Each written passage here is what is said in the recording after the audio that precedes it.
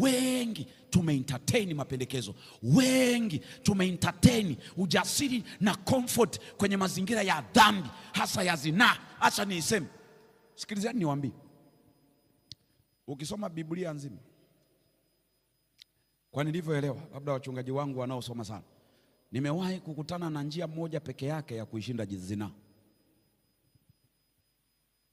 Zinaa sijasoma Pastor Kegiro. Nimesoma Biblia, sijaona mahali ambapo Biblia imesema utakapofika jaribu la zinaa piga magoti muombe Mungu. Sijaona. Utakapokutana na jaribu hilo funga siku 10. Sijaona. Utakapokutana na jaribu la zinaa, chukua Biblia, weka kichwani. Sijaona. Nimeona moja tu, ikimbieni zinaa. Zinaa haishindwi cheo, haishindwi na uchungaji, haishindwi na uwenyekiti, inashindwa na mbio. Kwa hiyo ni mguu, okoa roho. Mwambie ni mguu, ni okoa, takununulia kiatu. Ukikaa kujadili mtajikuta. Ndivyo mnavyotuambia, yani pastor tu tukajikuta yani hivyo. Pasa sumeelewa? Wewe naelewaje? Ulikuwa una miguu. Biblia imesema kula nini? Mbio.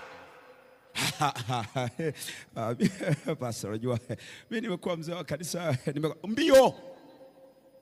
Pastor, mimi ni mwenyekiti pastor, mbio. Waza Chirangi, blaza, ni mbio. Yaani unapofanya mazoezi ya asubuhi, fanyama na hiyo. Nimekuambia haishindwi mafungu.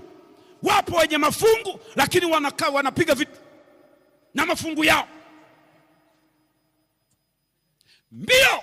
Na ninaposema zinaa, mnadhani naongea na wale vijana ambao wanaenda kumedea mabinti na vijana. Hata wale mnaofanya zinaa binafsi.